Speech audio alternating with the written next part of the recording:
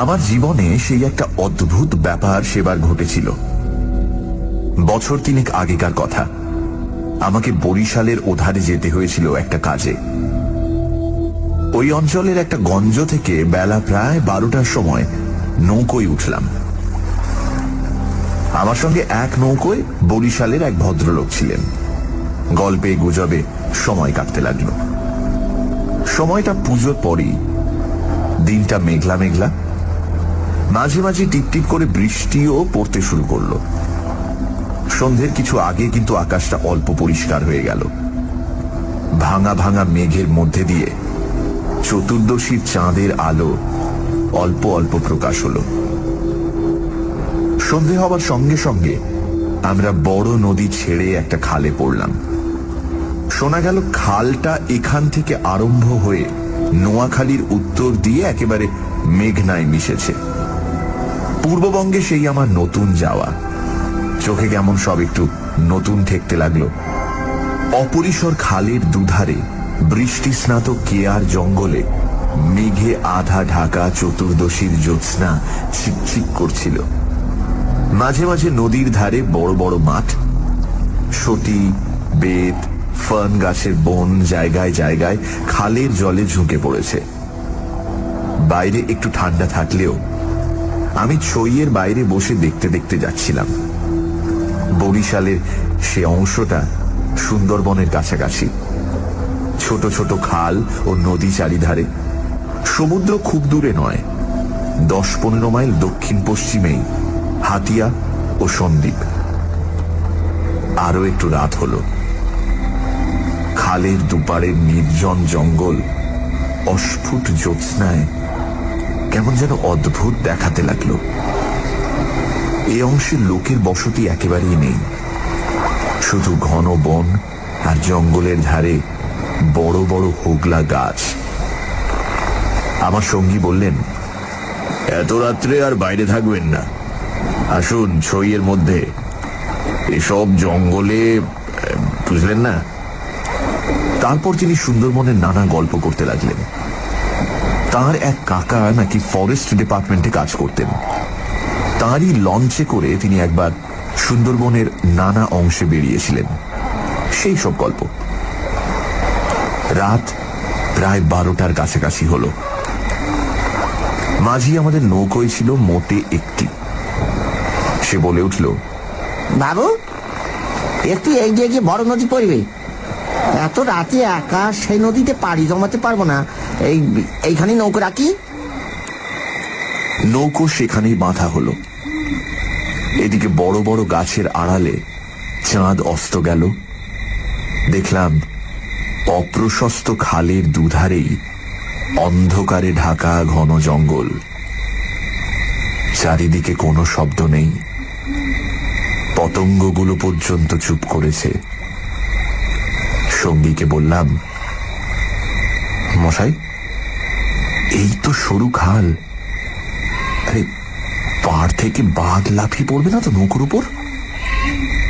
সঙ্গী বললেন, না পড়লেই আশ্চর্য হব। শুনে অত্যন্ত আনন্দে ছইয়ের মধ্যে ঘেঁষে বসলাম।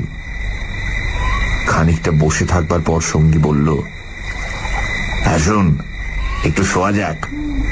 ঘুম তো হবে না, আর ঘুমানো ঠিকও না।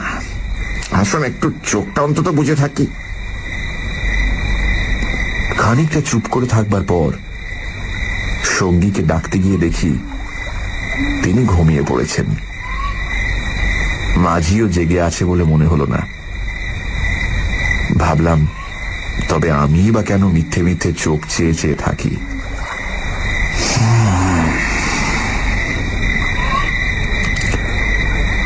তারপর যা ঘটল সেটি আমার জীবনের এক অদ্ভুত অভিজ্ঞতা।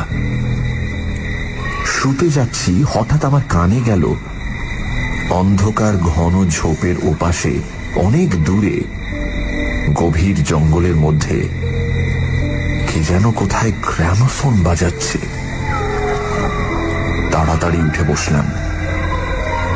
গ্রামোফোন? এই বনে এত রাতে গ্রামোফোন বাজাবে কে? কান পেতে শুনলাম গ্রামোফোন না, অন্ধকার হিজল হিমতাল গাছগুলো যেখানে খুব ঘন হয়ে আছে সেখান থেকে কারা যেন উচ্চ কণ্ঠে আর্ত করুণ সুরে কি যেন বলছে। খানিকটা শুনে মনে হলো সেটা একাধিক লোকের সমবেত কণ্ঠস্বর। প্রতিবেশীর তেতলার ছাদে গ্রামোফোন বাজলে যেমন খানিকটা স্পষ্ট খানিকটা অস্পষ্ট অথচ বেশ একটা একটানা সুরের ঢেউ এসে কানে পৌঁছয়, এও অনেকটা সেইভাবে। মনে হলো যেন কতকগুলো অস্পষ্ট বাংলা ভাষার শব্দ কানে গেল, কিন্তু ধরতে পারা গেল না কথাগুলো কি। শব্দটা মাত্র মিনিট খানেক স্থায়ী হলো, তারপরই অন্ধকার বনভূমি যেমন নিস্তব্ধ ছিল আবার তেমনি নিস্তব্ধ হয়ে গেল। তাড়াতাড়ি ছইয়ের বাইরে এলাম। চারিপাশের অন্ধকার ঝিঙের বিচির মতন কালো, বনভূমি নীরব, শুধু নৌকোর তলায় ভাটার জল কলকল করে বাঁধছে, আর শেষ রাতের বাতাসে জলের ধারে কেয়া ঝোপে এক ধরনের অস্পষ্ট শব্দ হচ্ছে। পাড় থেকে দূরে হিজল গাছের কালো গুঁড়িগুলোর অন্ধকারে এক অদ্ভুত চেহারা হয়েছে।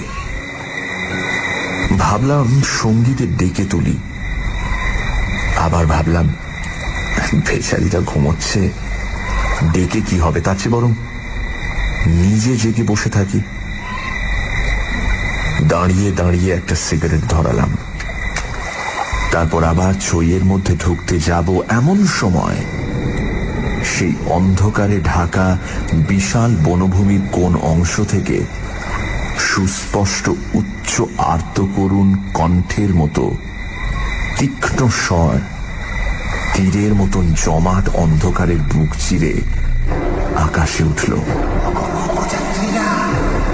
তোমরা কারা যাচ্ছ? আমরা শ্বাস বন্ধ হয়ে পড়লাম, আমাদের নৌকোর মাঝিটা ধর্মর করে জেগে উঠল। আমি সঙ্গীকে ডাকলাম, মশাই, ও মশাই, উঠুন উঠুন, আরে উঠুন। মাঝি আমার কাছে ঘেঁষে এলো, ভয়ে তার গলার স্বর কাঁপছিল। বললে, আল্লাহ আল্লাহ, শুনতে পেয়েছেন বাবু? শুনতে পেয়েছেন আপনি? সঙ্গী উঠে জিজ্ঞাসা করলো, কি মশাই, ডাকলেন কেন? কোন জানোয়ার টানোয়ার নাকি? আমি ব্যাপারটা বললাম। তিনিও তাড়াতাড়ি ছইয়ের বাইরে এলেন। তিনজনে মিলে কান খাড়া করে রইলুম। চারিদিক আবার চুপ। ভাটার জল নৌকোর তলায় বেঁধে আগের চেয়েও জোরে শব্দ হচ্ছিল। সঙ্গী মাঝিকে জিজ্ঞেস করলেন, এটা কি তবে? মাঝি বললে, হ্যাঁ বাবু, মাই কীর্তিপাশার গড়। সঙ্গী বললে, তবে তুই এত রাতে এখানে নৌকো রাখলি কেন? বেকুল কোথাকার। মাঝি বললে, 380 বলি রেখেছিল বাবু, এই ভাটার টানে নৌকো পিছিয়ে দেওয়ার তো জোর ছিল না। কথাবার্তার ধরন শুনে সঙ্গীকে বললাম, কি মশাই, কি ব্যাপার, আপনি কিছু জানেন নাকি? ভয় যত না হোক, বিস্ময়ে আমরা কেমন হয়ে গিয়েছিলাম। সঙ্গী বললেন, ওরে, তোর সে কেরোসিনের ডিবেটা জাল। আরে আলো জেলে বসে থাকা যাক, রাত তো এখনো ঢের। মাঝিকে বললাম, তুই শব্দটা শুনতে পেয়েছিলি? সে বলল, হ্যাঁ বাবু, এই আওয়াজ কানে গিয়েই তো আমার ঘুম ভেঙে গেল। আমি আরো দুবার নৌকো বেয়ে যেতে যেতে ও ডাক শুনেছি। সঙ্গী বললেন, এটা এই অঞ্চলের একটা অদ্ভুত ঘটনা। তবে এই জায়গাটা সুন্দরবনের সীমানায় বলে আর এই অঞ্চলে কোনো লোকালয় নেই বলে শুধু নৌকোর মাঝিদের কাছে এটা সুপরিচিত। এর পেছনে একটা ইতিহাস আছে, সেটা অবশ্য নৌকোর মাঝিদের পরিচিত নয়। সেইটা আপনাকে বলি, শুনুন। তারপর কেরোসিনের ডিবার আলোয় অন্ধকার বনের বুকের মধ্যে বসে সঙ্গীর মুখে কীর্তি পাশার গড়ের ইতিহাসটা শুনতে লাগলাম। 250 বছর আগের কথা। মুনিম খাঁ তখন গৌড়ের সুবেদার। এই অঞ্চলে তখন 12 ভূঁইয়ার 2 প্রতাপশালী ভূঁইয়া রাজা রামচন্দ্র রায় ও ঈসা খাঁ মসনদে আলীর খুব প্রতাপ। মেঘনার মোহনার বাহির সমুদ্র, যাকে এখন সন্দ্বীপ চ্যানেল বলে, সেখানে তখন মগ আর পর্তুগিজ জলদস্যুরা শিকারের খোঁজে ওত পেতে বসে থাকত। সে সময় এখানে এরকম জঙ্গল ছিল না। এই সমস্ত জায়গা কীর্তি রায়ের অধিকারে ছিল। এইখানে তার সুদৃঢ় দুর্গ ছিল। মগ জলদস্যুদের সঙ্গে তিনি অনেকবার লড়েছিলেন। তার অধীনে সৈন্য সামন্ত, কামান, যুদ্ধের কোষা সবই ছিল। সন্দ্বীপ তখন ছিল পর্তুগিজ জলদস্যুদের প্রধান আড্ডা। এদের আক্রমণ থেকে আত্মরক্ষা করবার জন্য এই অঞ্চলের সকল জমিদারকেই সৈন্যদল দৃঢ় করে গড়তে হতো। এ বনের পশ্চিম ধার দিয়ে তখন আরেকটা খাল বড় নদীতে পড়ত। বনের মধ্যে তার চিহ্ন এখনো আছে। কীর্তি রায় অত্যন্ত অত্যাচারী এবং দুর্ধর্ষ জমিদার ছিলেন। তার রাজ্যে এমন সুন্দর মেয়ে কমই ছিল যে তার অন্তঃপুরে একবার না ঢুকেছে। তাছাড়া তিনি নিজেও এক প্রকার জলদস্যুই ছিলেন। তার নিজের অনেকগুলো বড় ছিপ অর্থাৎ ছোট নৌকো ছিল। কীর্তি রায়ের পাশের জমিদারি ছিল কীর্তি রায়ের বন্ধুর। এরা ছিলেন চন্দ্রদ্বীপের রাজা রামচন্দ্র রায়ের পত্তনিদার। অবশ্য সে সময় অনেক পত্তনিদারের ক্ষমতা এখনকার স্বাধীন রাজাদের চেয়ে বেশি ছিল। কীর্তি রায়ের বন্ধু মারা গেলে তার তরুণ বয়স্ক পুত্র নরনারায়ণ রায় পিতার জমিদারির ভার পান। নরনারায়ণ তখন সবে যৌবনে পদার্পণ করেছেন। অত্যন্ত সুপুরুষ, বীর এবং শক্তিমান। নরনারায়ণ কীর্তি রায়ের পুত্র চঞ্চল রায়ের সমবয়সী ও বন্ধু। সেবার কীর্তি রায়ের নিমন্ত্রণে নরনারায়ণ রায় তাঁর রাজ্যে দিন কতকের জন্য বেড়াতে এলেন। চঞ্চল রায়ের তরুণী পত্নী লক্ষ্মী দেবী স্বামীর বন্ধু নরনারায়ণকে দেওরের মতন স্নেহের চোখে দেখতে লাগলেন। 2-1 দিনের মধ্যেই কিন্তু সে স্নেহের চোটে নরনারায়ণকে বিব্রত হয়ে উঠতে হল। নরনারায়ণ রায় তরুণ বয়স্ক হলেও একটু গম্ভীর প্রকৃতির। বিদ্যুৎ চঞ্চলা তরুণী বন্ধু পত্নীর ব্যঙ্গ পরিহাসে গম্ভীর প্রকৃতি নরনারায়ণের মান বাঁচিয়ে চলা দুষ্কর হয়ে পড়ল। স্নান করে উঠেছেন, মাথার পাগড়ি খুঁজে পাওয়া যায় না। নানা জায়গায় খুঁজে হয়রান হয়ে তার আশা ছেড়ে দিয়ে বসে আছেন। হঠাৎ কখন নিজের বালিশ তুলতে গিয়ে দেখেন তার নিচেই পাগড়ি চাপা আছে, যদিও এর আগেও তিনি বালিশের নিচেই খুঁজেছেন। তার প্রিয় তলোয়ারটা দুপুর থেকে বিকেলের মধ্যে 5 বার হারিয়ে গেল। আবার 5 বারই সম্পূর্ণ অপ্রত্যাশিত জায়গা থেকে খুঁজে পাওয়া গেল। পানে এমন সব জিনিসের সমাবেশ হতে লাগলো যা কোনো কালেই পানের উপকরণ নয়। বন্ধু পত্নীর সঙ্গে কিছুতেই এঁটে উঠতে না পেরে অত্যাচার জর্জরিত নরনারায়ণ রায় ঠিক করলেন তার বন্ধুর স্ত্রীটি একটু ছিটগ্রস্ত। বন্ধুর দুর্দশায় চঞ্চল রায় মনে মনে খুশি হলেও বাইরের স্ত্রীকে বললেন, 2 দিনের জন্য এসেছে বেচারি, ওকে তুমি যে রকম বিব্রত করে তুলেছ ও আর কখনো এখানে আসবে না। দিন কয়েক এরকম কাটবার পর কীর্তি রায়ের আদেশে চঞ্চল রায়কে কি একটা কাজে হঠাৎ গৌড়ে যাত্রা করতে হলো। নরনারায়ণ রায়ও বন্ধুর স্ত্রী কখন যে কি করে বসে সেই ভয়ে কয়েকদিন কাটানোর পর নিজের বজরায় উঠে হাঁপ ছেড়ে বাঁচলেন। যাবার সময় লক্ষ্মী দেবী বলে দিলেন,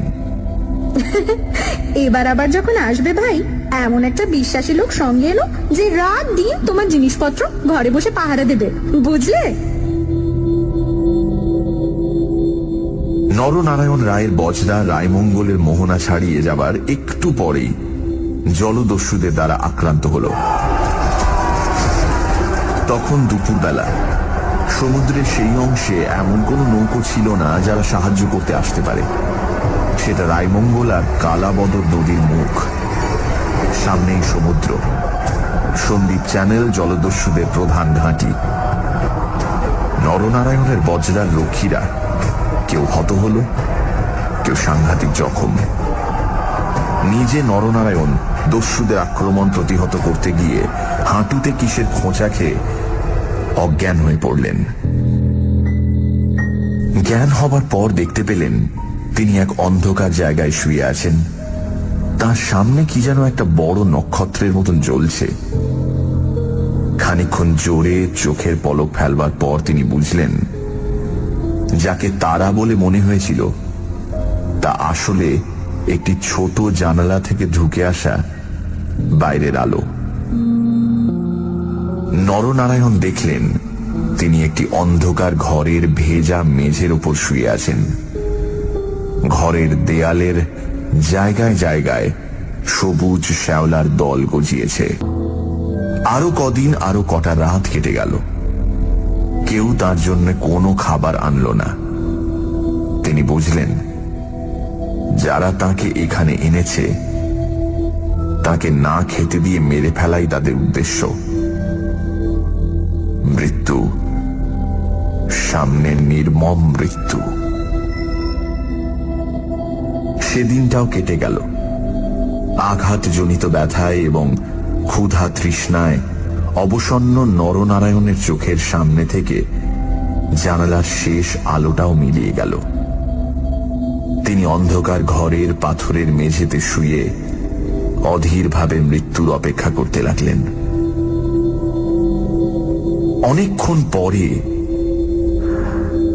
কতক্ষণ পরে তা তিনি বুঝতে পারলেন না, হঠাৎ আলো চোখে লেগে তার তন্দ্রা ঘোর কেটে গেল। বিস্মিত নরনারায়ণ চোখ মেলে দেখলেন তার সামনে প্রদীপ হাতে দাঁড়িয়ে তার বন্ধুর স্ত্রী লক্ষ্মী দেবী। কথা বলতে গিয়ে লক্ষ্মী দেবীর ইঙ্গিতে নরনারায়ণ থেমে গেলেন। লক্ষ্মী দেবী হাতের প্রদীপটি আঁচল দিয়ে ঢেকে নরনারায়ণকে তার অনুসরণ করতে ইঙ্গিত করলেন। একবার নরনারায়ণের সন্দেহ হল এসব স্বপ্ন নয় তো, কিন্তু ওই যে দীপশিখার উজ্জ্বল আলোয় ভিজে দেয়ালে সবুজ শ্যাওলার দল স্পষ্ট দেখা যাচ্ছে। নরনারায়ণ শক্তিমান যুবক, ক্ষুধায় দুর্বল হয়ে পড়লেও নিশ্চিত মৃত্যুর গ্রাস থেকে বাঁচবার উৎসাহে তিনি দ্রুত পায়ে বন্ধু পত্নীর পেছন পেছন চললেন। একটা বাঁকা পাথরের সিঁড়ি দিয়ে উপরে উঠে একটি দীর্ঘ সুড়ঙ্গ পার হবার পর তিনি দেখলেন যে তারা কীর্তি রায়ের প্রাসাদের সামনের খাল ধারে এসে পৌঁছেছেন। লক্ষ্মী দেবী একটা ছোট বেতে বোনা থলি বার করে তার হাতে দিয়ে বললেন, এতে খাবার আছে, এখানে খেও না। তুমি সাঁতার জানো, খাল পার হয়ে ওপারে গিয়ে কিছু খেয়ে নাও, তারপর যত শিগগির পারো পালিয়ে যাও। ব্যাপারটা কি নরনারায়ণ রায় একটু একটু করে বুঝলেন। তার বিস্তৃত জমিদারি কীর্তি রায়ের জমিদারির পাশেই, এবং তার অবর্তমানে কীর্তি রায় ভবিষ্যৎ জমিদার।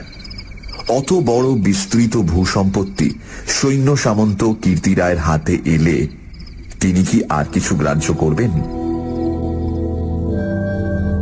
প্রদীপের আলোয় নরনারায়ণ দেখলেন তার বন্ধুপত্নীর মুখে সে চটুল হাসি রেখার চিহ্ন নেই। তার মুখখানি সহানুভূতিতে ভরা মাতৃমুখের মতন স্নেহ কোমল হয়ে এসেছে। তাদের চারপাশে গাঢ় অন্ধকার, মাথার উপর আকাশের বুক চিরে দিগন্ত বিস্তৃত উজ্জ্বল ছায়াপথ। কাছেই খালের জল জোর ভাটার টানে তীরের হোগলা গাছ দুলিয়ে কলকল শব্দে বড় নদীর দিকে ছুটেছে। নরনারায়ণ আবেগপূর্ণ সুরে জিজ্ঞাসা করলেন, বউ ঠাকুরুন, চঞ্চল কি এর মধ্যে আছে? লক্ষ্মী দেবী বললেন, না ভাই, তিনি কিছু জানেন না। এই সব শ্বশুর ঠাকুরের কীর্তি, এই জন্যই তাকে অন্য জায়গায় পাঠিয়েছেন। এখন আমার মনে হচ্ছে গৌটো সব মিথ্যে। নরনারায়ণ দেখলেন লজ্জায় দুঃখে তার বন্ধুপত্নীর মুখ বিবর্ণ হয়ে উঠেছে। লক্ষ্মী দেবী আবার বললেন, আমি আজ জানতে পারি খিড়কিগড়ের পাইক সর্দার আমায় মা বলে। তাকে দিয়ে দুপুরহাটের পাহারা সব সরিয়ে রেখে দিয়েছিলাম, তাই। নরনারায়ণ বললেন, বউ ঠাকুরুন, আমার এক বোন ছেলেবেলায় মারা গিয়েছিল। তুমি আমার সেই বোন, আজ আবার ফিরে এলে। লক্ষ্মী দেবীর পদ্মের মতো মুখখানি চোখের জলে ভেসে গেল। একটু ইতস্তত করে বললেন, ভাই, বলতে সাহস পাই না, তবু একটা কথা বলছি, বোন বলে যদি রাখো। নরনারায়ণ জিজ্ঞাসা করলেন, কি কথা বউ ঠাকুরুন? লক্ষ্মী দেবী বললেন, তুমি আমার কাছে বলে যাও ভাই যে শ্বশুর ঠাকুরের কোনো অনিষ্ট চিন্তা তুমি করবে না। নরনারায়ণ রায় একটুখানি কি যেন ভাবলেন, তারপর বললেন, তুমি আমার প্রাণ দিলে বউ ঠাকুরুন, তোমার কাছে বলে যাচ্ছি, তুমি বেঁচে থাকতে আমি তোমার শ্বশুরের কোনো অনিষ্ট চিন্তা করব না। বিদায় নিতে গিয়ে নরনারায়ণ একবার জিজ্ঞাসা করলেন, বউ ঠাকুরুন, তুমি ফিরে যেতে পারবে তো? লক্ষ্মী দেবী বললেন, আমি ঠিক যাব, তুমি কিন্তু যত দূর পারো সাঁতরে গিয়ে তারপর ডাঙে উঠে চলে যেও। নরনারায়ণ রায় সেই ঘন কৃষ্ণ অন্ধকারের মধ্যে নিঃশব্দে খালের জলে পড়ে মিলিয়ে গেলেন। লক্ষ্মী দেবীর প্রদীপটা অনেকক্ষণ বাতাসে নিভে গিয়েছিল। তিনি অন্ধকারের মধ্যে দিয়ে শ্বশুরের গড়ের দিকে ফিরলেন। একটু দূরে গিয়েই তিনি দেখতে পেলেন পাশের ছোট খালটায় দুখানা ছিপ মশালের আলোয় সজ্জিত হচ্ছে। ভয়ে তার বুকের রক্ত জমে গেল। সর্বনাশ, এরা কি তবে জানতে পেরেছে? দ্রুত পায়ে অগ্রসর হয়ে গুপ্ত সুড়ঙ্গের মুখে এসে তিনি দেখলেন সুড়ঙ্গের পথ খোলাই আছে। তিনি তাড়াতাড়ি সুড়ঙ্গের মধ্যে ঢুকে পড়লেন। কীর্তি রায় বুঝতেন নিজের হাতের আঙুলও যদি বিষাক্ত হয়ে ওঠে তো তাকে কেটে ফেলাই সমস্ত শরীরের পক্ষে মঙ্গল। পরদিন আবার দিনের আলো ফুটে উঠল, কিন্তু লক্ষ্মী দেবীকে আর কোনো দিন কেউ দেখেনি। রাতের হিংস্র অন্ধকার তাকে গ্রাস করে ফেলেছিল।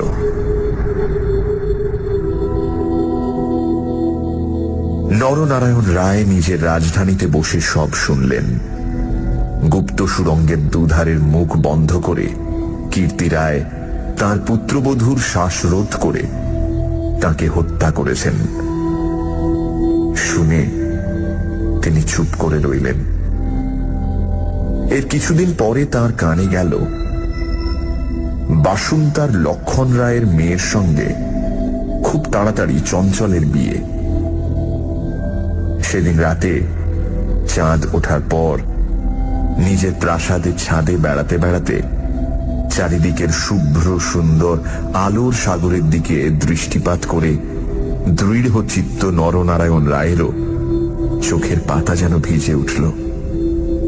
তার মনে হল তার অভাগিনী বউ ঠাকুরানীর চোখের দুষ্টু হাসিটি তারায় তারায় নবমল্লিকার মতো ফুটে উঠেছে। নরনারায়ণ রায়ের পূর্বপুরুষেরা ছিলেন দুর্ধর্ষ দস্যু।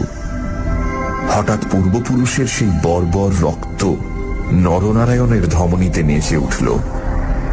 তিনি মনে মনে বললেন, আমার অপমান আমি একরকম ভুলেছিলাম বউ ঠাকুরুন, কিন্তু তোমার অপমান আমি সহ্য করব না কখনোই।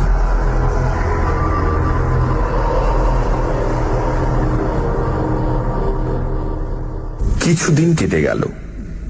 তারপর একদিন এক শীতের ভোর রাতের কুয়াশা কেটে যাওয়ার সঙ্গে সঙ্গে দেখা গেল কীর্তি রায়ের গড়ের খালের মুখ ছিপে সুলুপে জাহাজে ভরে গিয়েছে।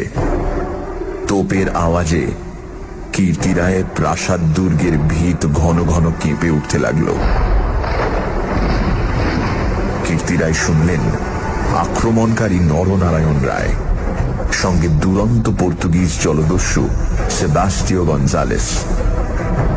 উভয়ের সম্মিলিত বহরের 40খানা কোষা খালের মুখে চড়াও হয়েছে।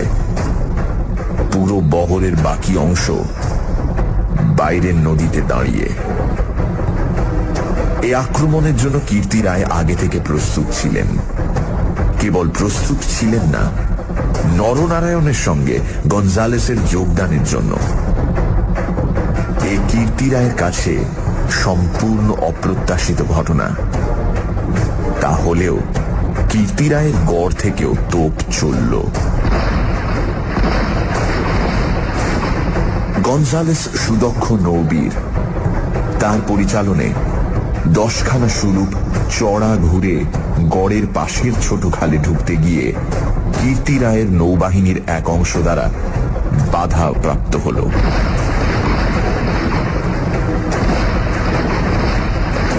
গড়ের কামান সেদিকে এত প্রখর যে খালের মুখে দাঁড়িয়ে থাকলে বহর মারা পড়ে।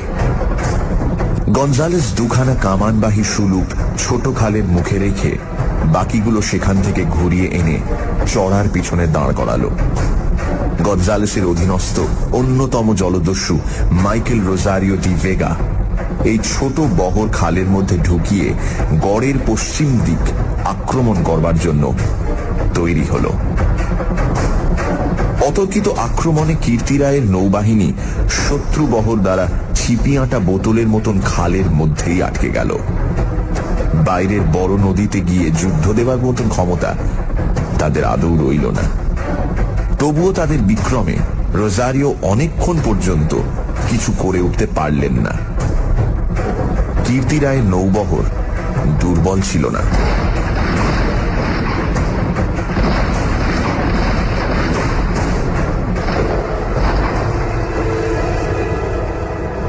বিকেলের দিকে রোজারিওর কামানের মুখে গড়ের পশ্চিম দিকটা একেবারে হুমড়ি খেয়ে পড়ে গেল।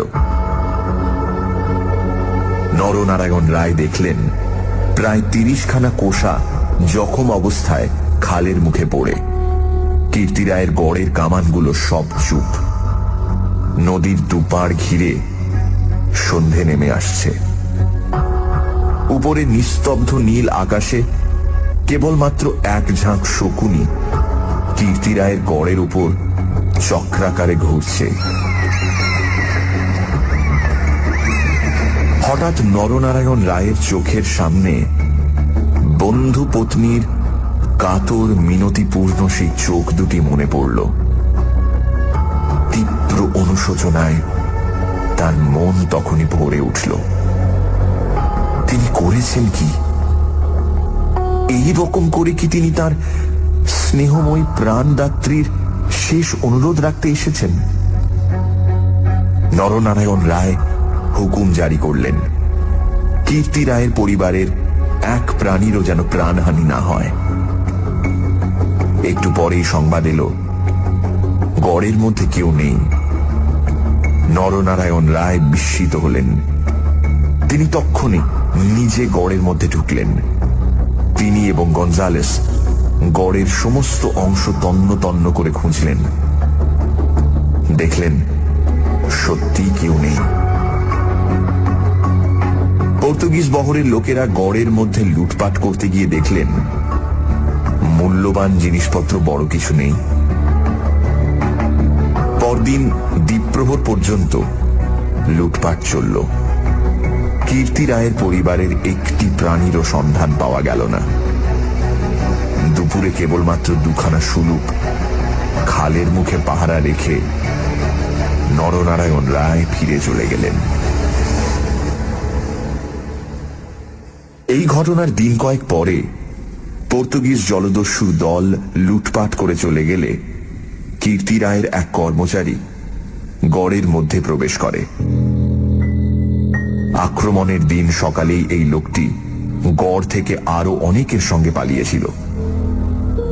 ঘুরতে ঘুরতে একটা বড় থামের আড়ালে সে দেখতে পেল একজন আহত মুমূর্ষু লোক তাকে ডেকে কি যেন একটা বলবার চেষ্টা করছে। কাছে গিয়ে সে লোকটাকে চিনতে পারল। লোকটি কীর্তি রায়ের পরিবারের এক বিশ্বস্ত পুরনো কর্মচারী। তার মৃত্যুকালীন অস্পষ্ট কথায় আগন্তুক কর্মচারীটি মোটামুটি যা বুঝল তাতেই তার কপাল ঘেমে উঠল। সে বুঝল কীর্তি রায় তার পরিবারবর্গ এবং ধনরত্ন নিয়ে মাটির নিচের এক গুপ্ত স্থানে আশ্রয় নিয়েছেন এবং এই লোকটি, একমাত্র এই লোকটি তার সন্ধান জানে। তখনকার আমলে কেউ এই গুপ্ত পথগুলি না খুলে দিলে সেখান থেকে বেরুবার উপায় কিন্তু ছিল না। কোথায় সে মাটির নিচে ঘর তা স্পষ্ট করে বলবার আগেই আহত লোকটি মারা গেল। বহু অনুসন্ধানেও গড়ের কোন অংশে সে গুপ্ত গৃহ ছিল সেটার কেউই সন্ধান দিতে পারল না। ওই ছোট খালটা প্রকৃতপক্ষে সন্দীপ চ্যানেলেরই একটা খাড়ি। খাড়ির ধার থেকে একটুখানি গেলে গভীর অরণ্যের ভেতর কীর্তি রায়ের গড়ের বিশাল ধ্বংসস্তূপ এখনো বর্তমান আছে, দেখা যাবে। বহুদিন থেকেই এখানে একটা অদ্ভুত ব্যাপার ঘটে থাকে।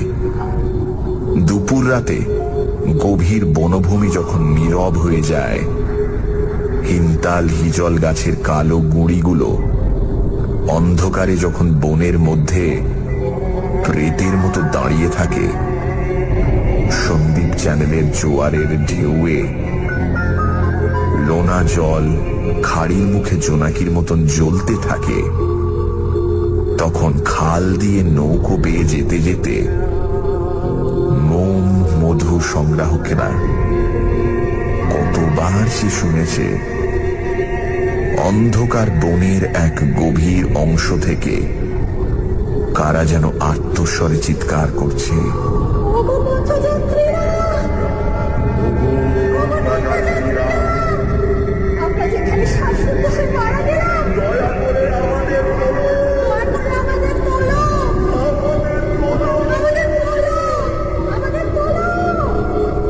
ভয়ে বেশি রাতে এ পথে কেউ নৌকা বাইতে চায় না।